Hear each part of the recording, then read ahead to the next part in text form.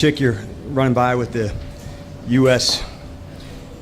Track and Field Championships underway. No one's going to mistake you. It's awesome. I'm excited for today. We got another install for us, and then last practice here. And then we'll go head up to Massachusetts, for our practice with the Patriots on Wednesday, game Friday. But I am excited for today. A lot of situations at the end again, some 2 minute at the half, and that's what we've been hitting on and digging in hard. Coming off the Players' Day off, we're still kind of coordinating who will be available for practices Wednesday and then into the game on Friday. So I thought I'll give you that list before we meet at practice up at Foxborough. So let's get through today. Adam and I will kind of organize that tonight, but I'm glad to share that with you on Wednesday morning. So all that said, let's get rocking. Well, can I ask about one player? Brandon Coleman had to, take left the field the other day. How is he? Will he be out there today? Or? Brandon will be out for today, and then we'll see what it looks like for this trip to go. So, if he's able to make it for Wednesday's practice, heading into New England. What has jumped out to you about the defense through camp so far? I think Joe's trying to emphasize different things on different days. I like that we've, pushed ourselves on man-to-mans to see in the spring. You naturally do more zone. There's no contact. You're just trying to do the best you can, so you emphasize different things in different parts of the year. But I like the communication that I'm hearing from them. I like the rotation and utilizing the big guys in different ways. But we're got a long way to go in terms of how we want to get the ball. We got a long way to go in tackling, but I like that Joe's really mixed in a lot of man-to-mans. Do you feel that because of who you have at corner now this year that you can play more of that effectively, and what's the impact of that? That's the goal, to test, and find out where you're at, what you can do. And so now that we are getting into more of that, it's good. Now, what's matchups, and we'll do some of that this weekend again. So I'm looking forward to, heading up to New England. I've known Mike for a long time, so I'm looking forward to getting up there and working with those guys too. And in the travel, look, these rookies have traveled throughout their college careers, but this is a different level. Yeah. It's a different experience. How do you counsel them? Do you say anything to them as they prep for their first time with an NFL squad? Yeah. One, it's awesome to take the team away. A little bit different environment, because hotel at home and hotel on the road, it is different. And so I like the teams being together. Chick, I think there's things to gain with that. As far as the game goes, it's awesome. It will be eventually their first NFL game. They've been thinking about doing that forever. My message is they've already been doing that at practice, playing against other NFL players at that spot. But it's still a start and something that is a cool day for them to begin. Dan, in terms of the joint practice, are there, what are for the line play? Obviously, you can only do so much except when the pads are on a little bit. What are for the line play both sides are you kind of most looking forward to seeing once you guys get that joint practice going? One of the things, Ben, that I like is the different style of player. When you're here, I have a sense what he's like. I have a sense what the next person's like. So a different defensive front, how they align would be different than how we do. Different style of player, somebody you haven't gone against. So there's definitely things to gain as you're going through that. And it's not just on line, they'll be on special teams in that same space. So it's a really effective way to get more work in from some different looks, different styles, and we also provide that for them. And for the defensive tackles, Johnny Newton in particular, how has he been in camp, and for that joint practice, what are you kind of hoping to see from him and some of the other tackles? Yeah.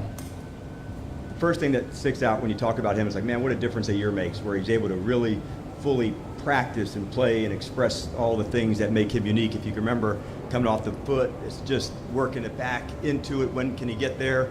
And so to see him like fully doing all the things, that's been exciting for me. And then as we get moving forward, reps, how to feature him. He's got great quickness off the ball, so we love when we get him on the edge of players, whether it's guards, centers, and even we've kicked him out, into some end at times too. Dan, you indicated last week that Terry might be on the field soon. Are you expecting him to come off PUP at a certain point soon? Not a timetable. I think you'll see the on-field work, and then we'll progress from there. So once you get a good bit of on-field work, really hard routes, decelling, stopping, that's the hardest part. Not straightaway speed, but mostly for receivers, that decel, that's the comeback, that's the in-breaking route. And so that's most of it for wideouts and for DB. So when that hits the spot, then I'm expecting then that to turn quickly. With Bobby Wagner, I mean, you've been around him quite a bit throughout his career. I mean, even at this stage in his career, does anything change with him as far as this process? I mean, what allows him to keep doing what he's doing at such a high level? Yeah, I wish I coached him every year of my career. He's very disciplined. He's very structured in his routine of how he goes about it. He's methodical. You'll see him in with Chad really early, workouts, but he really trusts that. Now he's, what do I tweak? How do I get it better, this one? But it does come from the work. I would say some people manage, okay, I'm on, I'm off. Like, there's not really an off switch with him. Like, part of him is the work ethic. Like, I have put it in. I'm way past that. It's, I wouldn't say throwback in a way, but he really trusts that process of, like, some might call it overtraining, but for him, what it does to his mind and how he gets ready, there's an advantage there too, Nikki. So he really has it, and he trusts it, and it's been effective for him. Hey, Dan. Dave. I know the offensive line is a unit, and it's including the tight ends as well, but specifically with Tunsil and Coleman, do you see them having the kind of potential where they can be the place you run by on 3rd and 1, 4th and 1, like on a regular basis, just because they're so talented that it's hard to kind of stop them? It's cool to see they're unique, and now we've seen both pull. How do you get out and go? So whether it's a guard pull on a counter, or both guard and tackle pulling, just the tackle, maybe on a sweep or a toss play, and that jumped out to me. That usually you don't have that type of flexibility. Oftentimes there's one really good puller, and sometimes it's the left guard when you're running into this side. If you think of like a Hall of Famer like Alan Faneca or somebody, like, you knew where the play was going because he was going to pull, and they still ran it well because he was that good at it. When you have the flexibility to move and be dominant, get into the combinations, it's a big deal for us. And part of our offense is being at the line and being aggressive, but having that ability to pull and move, that's a hard thing defensively to defend.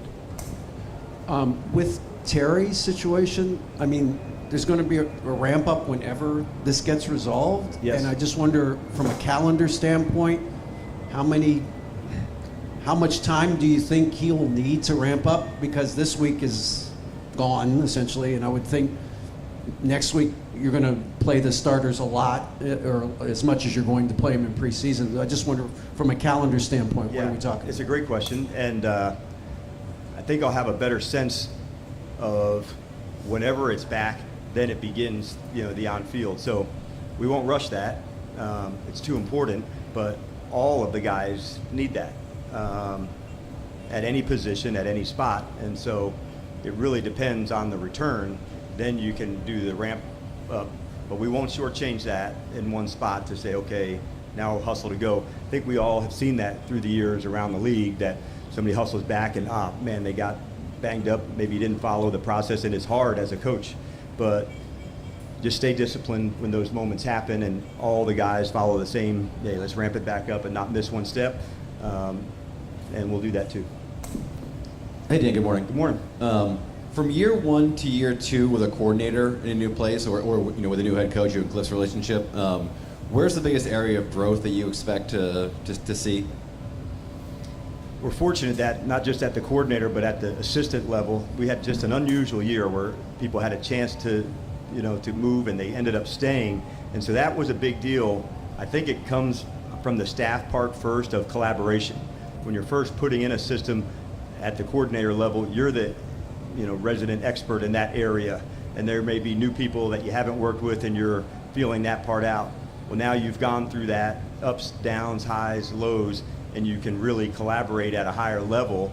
And so that can kind of raise the standards of things, because you've been through the adversity, which, like, all staffs are going to go in the spring when you're new, like, hey, the scoreboard's not on, all is good. Then you lose a few games, or the unit doesn't perform as well, and fixing problems, building relationships with players, those are big deals. And so I think what I would expect year 1 to 2, it's collaboration, not just offense to offense and defense to defense, but together. And now that you can do that, I think then you can really set yourself up. Now you're communicating. Hey man, this is hard. That was a good play, and I'm seeing that with the staff, and that brings me a good peace of mind. I think it's been a second since we asked you about COSmi, how he's doing. How's his progress, and do you feel like week 1 is still like on the table as a potential? Yes, definitely still on the table. And once the decision comes with off PUP or not, we still have a few weeks until we're even into that discussion. But the load bearing, the strength, the quad strength is usually the thing that you're always testing when you're coming back from an ACL, and then taking on power, like a guy pushing. And so he's doing a lot of field work. We're pleased with where he's at. He's absolutely busted his ass to put himself into a spot to do that, but it's too early to call. Although he's hitting all the marks, I wouldn't want to speculate just not knowing him on the field around the guys. Because just like DA was talking, like no matter what, it takes time, timing and skill work, and not just by yourself individual work. So it's the practice that matters the most, getting the practice reps with the team.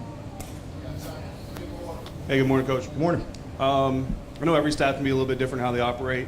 At this point in the training camp session, how much are you guys operating on the full playbook, and how much are you operating on like an install playbook, for lack of a better term? I don't know what you call it. Yep, we're still at the install spot, so we have a few more to go. There's one today of some things that's going in, and then when we come back from that trip, there's a little bit of an extended time between the New England game and the Cincinnati game, so it allows us to go into that more. So what we'll do in that part, David, also service one of what is this the offense need to see more of against the defense, and vice versa. So there's your own install, and then hey, I'd like to see more blitz, I'd like to see more of this type of zone, this type of front. So it can even go into what do you do, and then I'd like to see a little bit more of some others. And it is an advantage, and it was by design with New England and Baltimore, a little bit different in terms of systems and how we do things, so that helps too. Hey, Coach. Good morning. So, kind of along those lines, what does a good practice look like? So, how do you know when they really got after it, or you weren't pleased? Yeah. First thing I want to make sure is the effort's right, Danny, in terms of the finishing of the end of plays. I want to see the details and the focus there, not the pre-snap foul of a neutral zone infraction or an offsides. The combative ones, I'm holding, will correct. I want to make sure those ones, the substitutions, when I see that part going, communication, energy, execution of the plays, that's it. As a coach, I also have to remind myself at times, like them failing is part of the process. I just want to make sure that that's going full speed to do that. Failing, jumping off sides, that's not failing. To me, like when you're going for it, and you made a mistake. And so I want to make sure the growth and the learning comes from like pushing something to try it. I like this, I couldn't do that. I tried this technique, it didn't work. You do need that right now. And that's what a good practice to me looks like. But it starts with energy, communication, details.